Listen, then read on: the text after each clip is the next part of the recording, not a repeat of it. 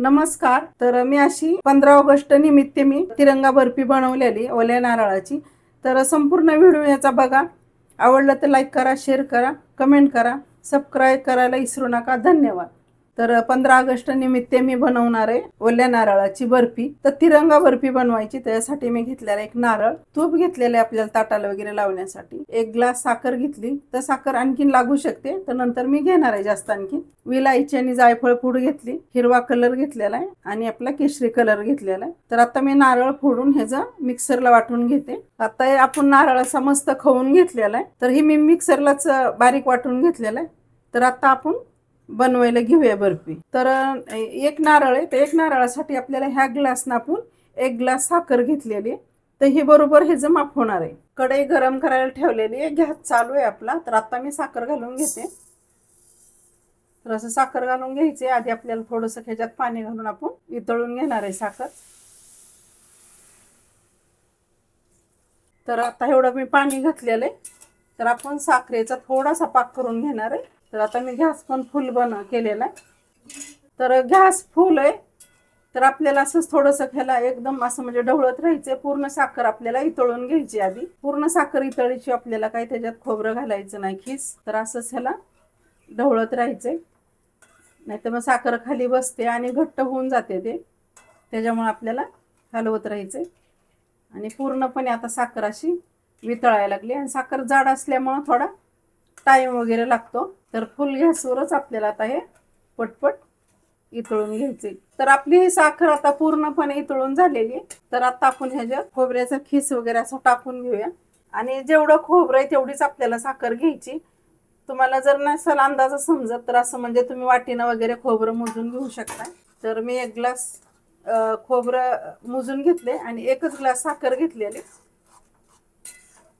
तर आता ही खोबरं घालून घेतले. असं आता ह्याला फुल गॅसवरच आपल्याला मिक्स करून घ्यायचं. श्रावण महिना आपला चालू झालेला आहे, त्याच्यामुळे आता उपास वगैरे राहतात आणि उपासाला वगैरे पण ही वडी चालते.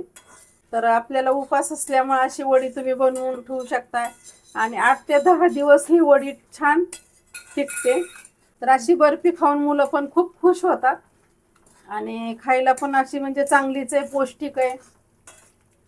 आणि नक्की तुम्ही असं उपासासाठी आता बनवा. श्रावण महिन्यात कोणाकोणाचे 1 महिनाभर, पूर्ण महिनाभर उपास असतात. त्याच्यामुळे अशी बर्फी बनवली, 1-2 जरी वड्या खाल्ल्या तरी पण मग भूक वगैरे आपल्याला जास्त लागत नाही आहे आणि पौष्टिक पण आपल्या पोटात जातं खाण्यासाठी. तर आता ह्याला असं मस्त कंटिन्यू आपल्याला हलवत राहायचं आहे. तर आता 5 मिनटं झालेलं आहे. तर कंटिन्यू मी असं ह्याला मिक्स करते, नाही तर खाली करपतं वगैरे. तर आपल्याला जोपर्यंत ह्याच्या कडा सुटत नाही तोपर्यंत ह्याला कंटिन्यू मिक्स करायचं आहे. आणि ते जास्त पुढं पण नाही गेलं पाहिजे, नंतर वडी वगैरे आपली बर्फी चांगली होणार नाही. तर आता अजून ह्याला कमीत कमी एक 5-6 मिनटं तरी हवेत. 5-6 मिनटं असंच कंटिन्यू आपल्याला हलवत राहायचं. तर बऱ्यापैकी आता ह्याच्या कडा सुटायला लागल्या आता. तर आपली आता अजून 2-3 मिनटात आपली बर्फी तयार होते. तर आता मी विलायची आणि जायफळ पूड टाकून घेतलेली. तर आता हे मिक्स करून घेऊया.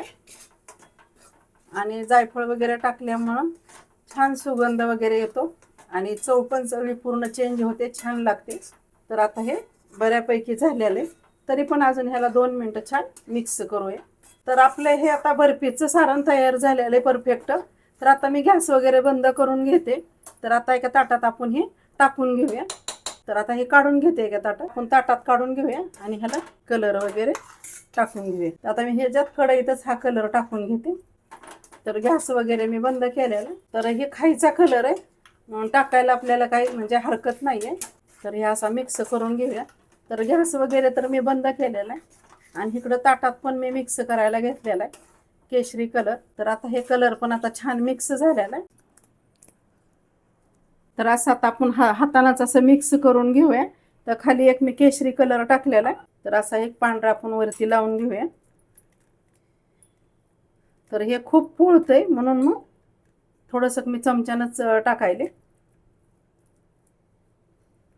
आणि असं आपण ह्याच्यावर सेट करून घेऊया. आता हे 2 कलर तर झालेले आहेत ह्याच्यावर. आता हे 3रा कलर पण आपला ह्याच्यावर तयार आहे. तर आता आपण बर्फी अशी कट करून घेऊया.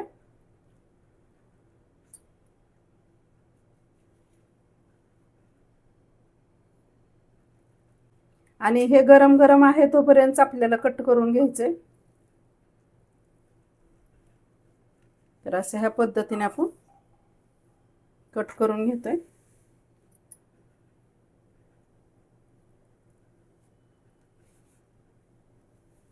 तर ह्याला असं दमाने आपल्याला हे कट करायचंय.